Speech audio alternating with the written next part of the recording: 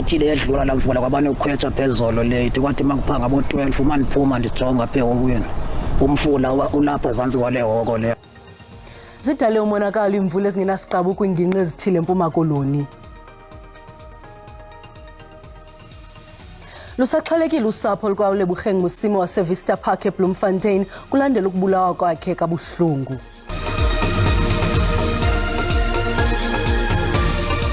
Molweni makhaya kuvimba wangokuhlwanje.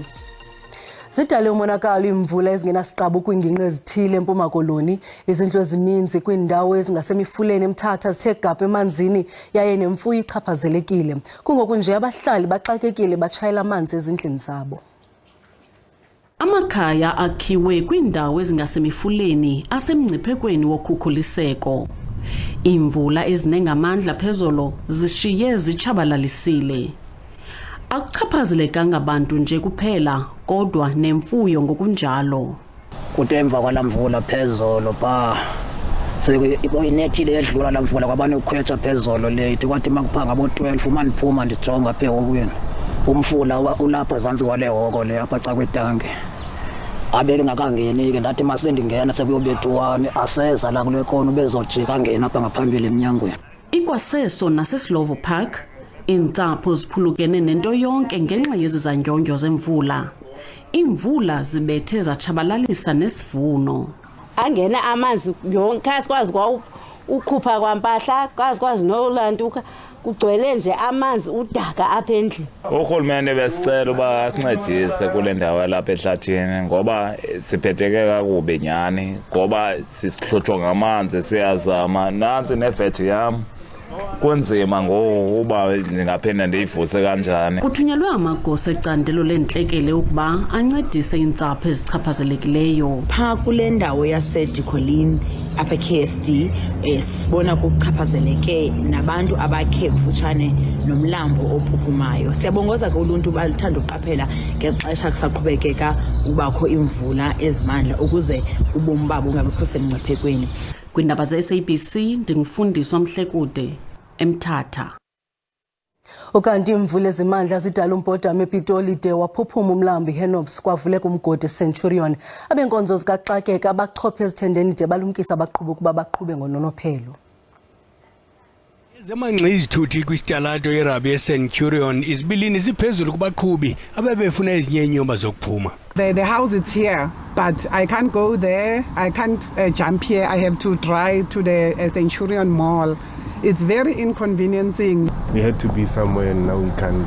Ngelixa kuninzi oku bekucaphukisa kwabanye bekukwamnandi zonka bebukele indalo izenzelo kwayo. When I was younger, we used to go look at water, the water floodings and things like that. It's just interesting the power of water and how it's influenced the structure and how things like we built, it can't compare to water because water is natural. Nature will always win. The power of water is showing the power of God and the power of flooding, and no human being can stop that. And it's amazing, scary, amazing, something to respect, something to be fearful of. Abenkonzo zikaxakeke etswane bathi nangona kungabikwanga ziganeko zakusweleka kwamntu kodwa bona bachophe ezithendeni belindele unongekehli. The two most affected regions so far in the city of Tshwane, even though in terms of damage a full assessment has not been conducted, it's region 4, which encompasses a lot of your Centurion up to the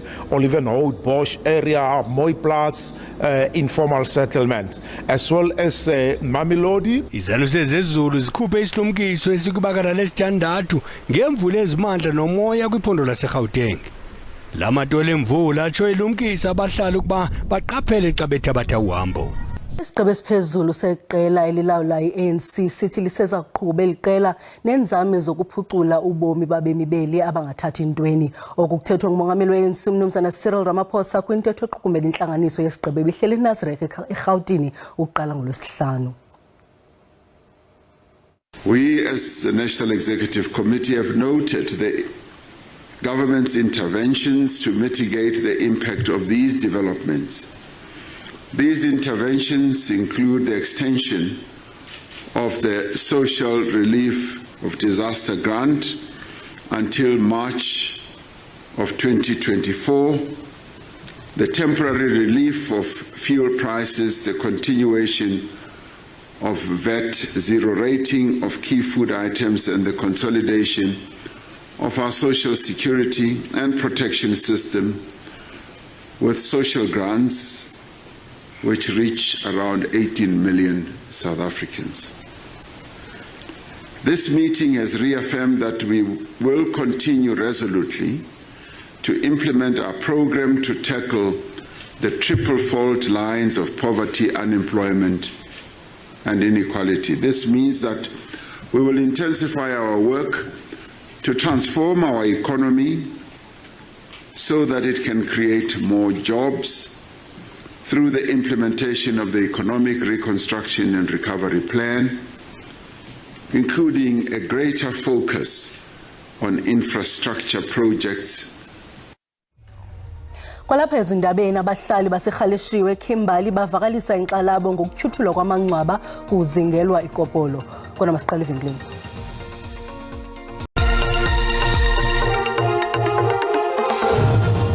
Sinamkele kwakhona kwindaba zelijelo sithanda ukunikhumbuza ke mawethu ukuba ngoku ezindaba ziyafumaneka ziphelele kwijelo le-YouTube uthi SABC Iindaba zesiXhosa. Kwinqaku lokuqala sithe Zidale umonakalo imvula ezingenasiqabu kwezinye ingingqi zasempuma koloni. Izindlu ezininzi kwiindawo ezikwingingqi ezisezantsi eMthatha zigcwele amanzi yaye nemfuyo ichaphazelekile. Abahlali batshayela amanzi ezindlini zabo. Ukanti inkonzo yemozulu yeliphinde yakhupha esinye isilumkiso ngephondo iKwaZulu-Natal kweli lixa kwingingqi ezikumantla kweli phondo. Ngokoqikelelo lwakutshanje i-80% amathuba okuba ezingingqi zingafumana imvula ezingakhokelela kwizikhukhula. Uluntu lulunyukiswa ukuba lunganqumli kwimilambo ephuphumayo. Othethela iofisi kamongameli uVincent Magwenya uthi ilizwe loMzantsi Afrika lizimisele ukuqinisekisa ukuba usonjululwa ngokukhawuleza umbandela wezamandla kweli. Lokamagwenya uthi njengoko siqala isicwangciso sotyalo-mali ekubeni kubekho inguqu ekufunyanweni kwamandla ombane, i-Energy Transition Investment Plan elilizwe lidinga i-1.5 trillion rand kwesi sithuba seminyaka emihlanu ezayo. Iofisi kamongameli sithi qaphu-qaphu ngenkqubo kamongameli kule veki. Cyril Ramaphosa ulindeleke kokubana athi tsikxaxa eBali kwelase-Indonesia eyokuzimasa ingqungquthela ye-G20 ngolwesibini. Kodwa ke umcimbi wombane uqhubela phambili nokuba nefuthe elibi kuqoqosho lweli lizwe kwaye uza kufumana ingqwalasela. Abantu abaninzi kweli bazibona besemva naphambili ngenxa yocimicimi wombane. Kodwa ke likhona ithemba. At the UN Climate Change Summit last year, France, Germany, the UK, the US and the European Union pledged around 140 billion rands to support our just transition. An initial amount of 10.7 billion rands has been received in low-interest loans from Germany and France. Ofisi kamongameli iqinisekise abembi boMzantsi Afrika kokubana le mali imboleko ke ayizibana micelimngeni xa kufuneka ibhatelwe. Sele ifuna uba into yesiqhelo noko ngoku into kokubana uMzantsi Afrika ugcwala intandabuzo ngobume bezamandla. Kodwa ke ofisi kamongameli ithi yenza konke okusemandleni ukuqinisekisa kokuba ucimicimi wombane nezinye ingxubakaxaka yinto yezolo kweli lizwe. NdinguAbongile Dumako, iindaba ze-SABC eGauteng. Iqela le-I-EFF kwiphondo lase-Limpopo lonyule inkokheli ezintsha kwingingqi yase Vhembe. Ebutsheni bonyaka isigqeba esiphezulu kulo mbutho sachitha zonke izigqeba zeli phondo emva kokuba lo mbutho uqhwalele kunyulo lomasipala luka-2021. Ukanti ingingqi yaseSekhukhune nayo ebibamba inkomfa yayo yonyulo. Iqela le-EFF liqala isiqalo esitsha sezopolitiko seliqela kwiphondo lase-Limpopo. Abathunywa beliqela nabaphuma kwingingqi yaseMusina, eMakhado, eThulamela naseCollins Chabane bonyule iinkokheli ezintsha ezizakuthatha eliqela zilise phambili. I-EFF yaphulukana nezihlalo eziyi-25 kuba bonke oomasipala beliphondo kunyulo lomasipala luka-2021. Eliqela lithi isigqibo salo sokuchitha zonke izigqeba zeliphondo nokumilisela isikhokelo sethutyana sizele amathokazi. We also have the 1 million EFF membership campaign that we have. So Limpopo was actually the first province to reach their target even before we had started doing our branch people's assemblies, which is the build up to region and to our provinces. So we are very satisfied. We've got proper structures. Eli qela lithi isikhokelo esonyulwe kwingingqi yasesiKhukhune naseVhembe kuza kufuneka sitsha isaqhuma. They'll give an update of what has happened in the province. And so when you hand over to the leadership that's taken over, they know this is the situation and our branch members know the state of the region. Ingingqi yaseMopani naseCapricorn kulindeleke zibambe ezazo inkomfa kwiveki ezayo. Ingingqi yaseWaterberg iza kuba yegqibela ukubamba inkomfa yayo yonyulo. Abahlali baseMdantsane eMpuma Koloni bamemelela kwi-arhente zomthetho ukuba ziphande ukuba kwenzeka ntoni ngemali yayibekelwe ukuhlaziya iqula lokudada kwingingqi yabo. Ngonyaka ka-2018 kwabekelwa bucala i-R18 million kweli phulo lingekagqitywa nangoku. Eli qula lilokuphela indawo yokuqubha kule lokishi. Abahlali bafuna impendulo. Iminyaka engaphaya kweshumi eliqula lokudada lingasetyenziswa. Bakwathi ukuba lengasebenza ulutsha lwalomandla lungadlalela kude kwiziyobisi notywala. Ibhlungu ngaphakathi kangangoba sayifaki noyifaka engqondweni sesithemba uThixo cha nguye osiphendulela ngoba kaloku asinayo imali. Bantwana bethu abaphangeli abanye ba-end up bengamaphara besenza zonke izinto bayareyithwa benziwa yonke into. Nansi simvuliye kwesithubeni ngoku sabalekela phi? Xa sibalekela kuRhulumente akasiphenduli sizabalekela phi? Nangona iintsuku zeholide zisondele ulutsha lwalomandla belunethemba ukuba lizokuchitha ixesha apha. Apha sesiqubha apha kumanzi green and uRhulumente akayakayenza le nto ayibona uyayenza aphinde ayeka phakathi naphakathi and nomama bethu baxakwa ngokuba imali phaa masine emalwandle and ezimbula phakathi kwezindlu zasemakwethu asafuna desithini bayikoratsho nengce yakhula kodwa ibisanolungiswa le ndawo bekudilizwa nendawo bezingapha kodwa bekulungiswa abantu baphinda bayeke bayenze phakathi baphinda bayeke ngokusuna uqubha thina yenza ayikho right le nto yenzeka apha. Kusenjalo umasipala ombaxa eBuffalo City ubala ubhubhane we-COVID-19 noqhankqalazo lwabahlali njengezizathu ezamisa le project. Siza kusebenza ke lonke ixesha likaDisemba sibuye kwakhona nangoJanuary sizame ukwenza kangangoko nayo kuba siyileqe le pool ikubenzela ubana ide ilunge. Lo masipala ukwacele uxolo kubahlali ngalomba. Abongile Yankees kwiindaba ze-SABC eMdantsane. Abahlali baseRhaleshiwe Kimberley kwiphondo loMntla Koloni bavakalise inkxalabo ngokonakaliswa nokutyhuthulwa kwamangcwaba kule dolophu. Susela kwinyanga ezidlulileyo amasela oko ezenzela isiba iintsimbi ezibiyeleyo kuquka nekopolo. Amangcwaba afanele ukuba yindawo yokuphumla kwabo balele ukuthula. Iintsapho ezininzi zifumana intuthuzelo ngokumana zisiya kunyathela kumangcwaba abo babathandayo. Kodwa ngoku ubusela buqatsele kusonakaliswa amangcwaba kubiwa nekopolo ithengiswe konakaliswe namatye agutywe ngabo bangamakhoboka eziyobisi. Usapho lokwazeyo nalo luchaphazelekile ngulo mkhwa. Very much disappointed, as I said, because we really do lost a lot of money on doing this, and they do this because for the drugs. Abahlali banexhala lokuba lamasela aza kuba neebhokisi kuquka namatye bamemelela ukuba umasipala abancede ukukhuseleni amangcwaba abo. It makes us to feel so bad because of every time we came here, we come to check our elders. Things are gone and we go back and report to the families and then they don't believe. Umasipala waseSolplatyi uthi uza kuluqinisa ukhuseleko kulamangcwaba.